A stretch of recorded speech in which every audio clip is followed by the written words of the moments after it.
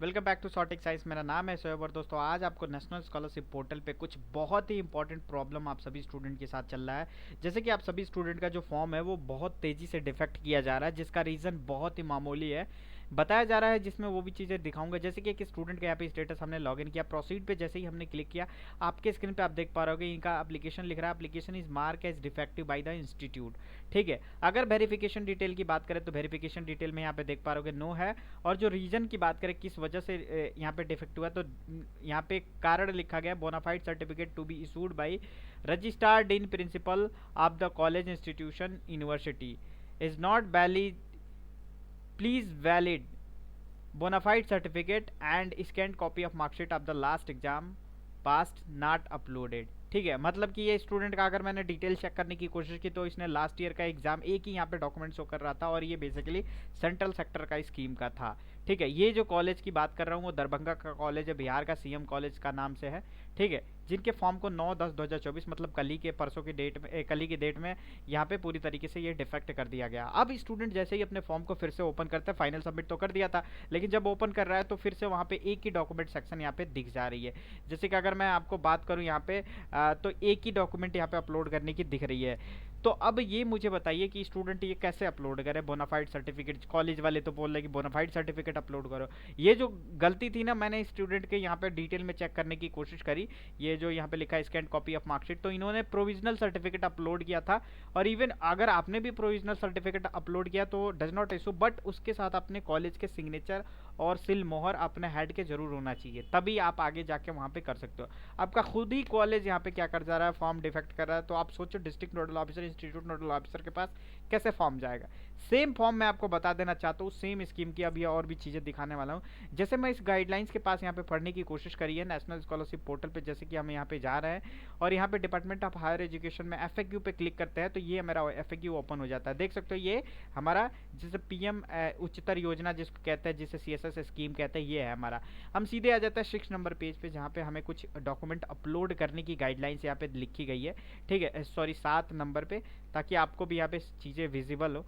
यहाँ पे आप देख पा रहोगे 7 नंबर पे, जैसे ही हम 7 नंबर के यहाँ पे लास्ट में आते हैं, जैसे कि यहाँ पे देख पा रहोगे, तो आप यहाँ पे देख पा रहोगे यहाँ पे लिखा हुआ है कि जो फ्रेश के लिए है डॉक्यूमेंट वो है 12th की marksheet, family income certificate, category या caste certificate for reserve category student अगर है, अगर डिसेबल है तो डिसेबिलिटी सर्टिफिकेट उसके पास होना चाहिए।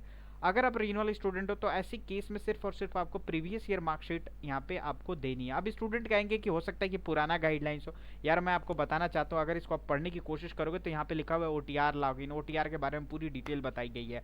और सबसे बड़ी चीज़ अगर इसको ऊपर करने की कोशिश करोगे मेरे दोस्त, तो सबसे पहले आपको यहाँ पे सारी चीज़ें यहाँ पे देख पाओगे, यहाँ पे 2024-25 लिखा गया। तो ये यार ओटीआर के बारे में इतनी डिटेल इन्फॉर्मेशन इन्होंने शेयर किया है, 2024-25 अपने गाइडलाइंस में मेंशन किया है, तो ये तो पुराना अपडेट नहीं हो गया, गवर्नमेंट ने खुद ही अपलोड किया है इस फॉर्मेट को अपने स्पेसिफिकेशन या आरएफक्यू में आपके प्रॉब्लम के लिए, कि आपको प्रॉब्लम हो रही हो तो यहाँ से आप सोल्यूशन देख लो। लेकिन यार अब मुद्दा ये है कि कॉलेज वाले फॉर्म को डिफेक्ट क्यों कर रहा है, क्योंकि उनके पास ऑप्शन 3 होता है, डिफेक्ट, रिजेक्ट और यहाँ पे वेरीफाइड या फेक, 3-4 ऑप्शन होता है। तो वो क्या कर रहे हैं, डिफेक्ट कर रहा है। और ये कौन कर रहा है, कुछ ही कॉलेज वाले हैं जो जिनको पता नहीं है, जो पिछले साल मतलब पिछले साल से जो फॉर्म को फिल कर रहे हैं उन्हीं को पता है कि फॉर्म अगर बोनाफाइड अपलोड नहीं है तो डिफेक्ट करो।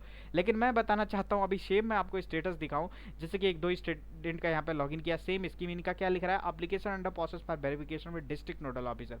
अब सोच लो कि डिस्ट्रिक्ट नोडल ऑफिसर मतलब इंस्टीट्यूट ने वेरिफिकेशन करके आगे भेज दिया है, वो क्यों नहीं डिफेक्ट किया। हालांकि इनके में भी एक ही सर्टिफिकेट दिखाई दिया जा रहा था, that is last year exam passed, but इस स्टूडेंट ने वो सेम डॉक्यूमेंट अपलोड किया, बोनाफाइड सर्टिफिकेट की नीड नहीं थी। जिन कॉलेजेस को यहाँ पे लग रहा है कि बोनाफाइड सर्टिफिकेट अपलोड करना मैंडेटरी है और वैसे ही स्टूडेंट को परेशान कर रहे हैं, जैसे कि यहाँ पे आप देख पा रहे इस तरीके के यहाँ पे रिमार्क करके application is mark as defective by the institute दिखा रहा है। तो आपसे रिक्वेस्ट है ये वीडियो उन तक जरूर शेयर करिए, उनको जरूर दिखाइए, क्योंकि इस वीडियो में मैं अगर आप गाइडलाइंस दिखा सकते हो, जैसे मैंने आपको एक एक चीज़ यहाँ पे क्लियर कट इंडिकेशन के साथ यहाँ पे गाइडलाइंस भी दिखाया और ये भी बताया कि कहाँ पे कौन से डॉक्यूमेंट आपको अपलोड करनी है, पूरी डिटेल में आपको दिखाया। रिन्यूअल के लिए सिर्फ एक ही डॉक्यूमेंट है, सीएसएस स्कीम के लिए। तो यार मुझे बताओ बोनाफाइड सर्टिफिकेट की नीड कहाँ है। इवन ये छोड़ो, और भी जो कॉलेज को जो अपडेटेड रहता है उनको पता है वो फॉर्म को आगे वेरीफाई कर दिया है, यहाँ पे डिस्ट्रिक्ट पे पहुंच गया है। चलो मतलब डिस्ट्रिक्ट पे पहुंच गया, अभी स्टूडेंट के मन में सवाल आएंगे, हो सकता है कि डिस्ट्रिक्ट नोडल ऑफिसर पे जाने के बाद से ये वो लोग रिजेक्ट कर दे, कॉलेज वाला तो वेरीफाई कर दिया। भाई आपका ये भी डाउट मैं दूर कर देता हूँ। एक और स्टूडेंट की स्टेटस यहाँ पे लॉगिन किया हुआ है, देख लो, this is not a basically screenshot, this is live status. यहाँ पे क्या लिख रहा है, application final verified by district nodal officer. मतलब कि डिस्ट्रिक्ट नोडल ऑफिसर को भी कोई प्रॉब्लम नहीं है, आप बोनाफाइड अपलोड नहीं करोगे, लेकिन प्रॉब्लम क्या है, आपके कॉलेज वाले को हो रहा है, क्योंकि कॉलेज वाले को बिल्कुल भी पता नहीं है आपके इंस्टीट्यूट नोडल ऑफिसर का, वो पुरानी पद्धति के हिसाब से चल रहा है। तो प्लीज़ आपको वो ये वीडियो उनको ज़रूर दिखाइए। अगर वीडियो नहीं दिखा पाते हैं उनको, तो आप क्या करिए, जैसे मैं बताया हूँ गाइडलाइंस को आप जाके FAQ या सारी चीज़ें आप 2-4 बार वीडियो को देख लीजिए, और यहाँ पे रिन्यूअल में आप उनको दिखाना है, this is the new guidelines as per your central sector scheme. इसी प्रकार के जिस भी स्कीम में जो भी डॉक्यूमेंट का इश्यूज आ रहा है, आप हर एक स्कीम की स्पेसिफिकेशन या फिर आप FAQ जरूर डाउनलोड करके रीड आउट करिए, और अपने डिस्ट्रिक्ट नोडल ऑफिसर या इंस्टीट्यूट नोडल ऑफिसर का जहाँ भी फॉर्म डिफेक्ट हो रहा है, अगर लगता है कि जेन्युइन यहाँ पे कारण है डिफेक्ट करने के लिए, तो आप उनसे जो भी प्रॉब्लम है उसको सॉर्ट करिए, अदरवाइज उनको जरूर ये इन्फॉर्म करिए कि दिस इज़ नॉट गुड। और ये चीज़ें आप उनसे जल्दी करवा लीजिए, क्योंकि लास्ट डेट के टाइम हो सकता है कि सर्वर में कोई इशू आए और तमाम प्रकार के इशू आए, जिसकी वजह से आपका फॉर्म फाइनल सबमिट ना हो पाए।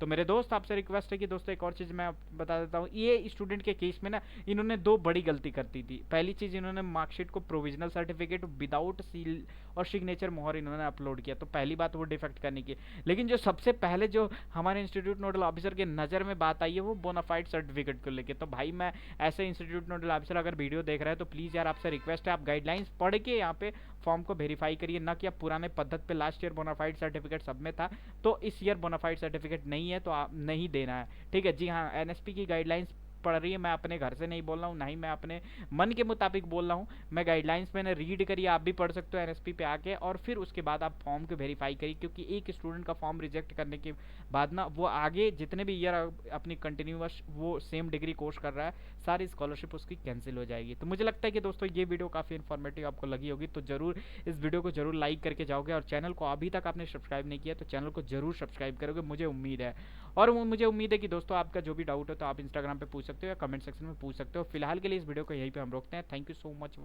Watching this video.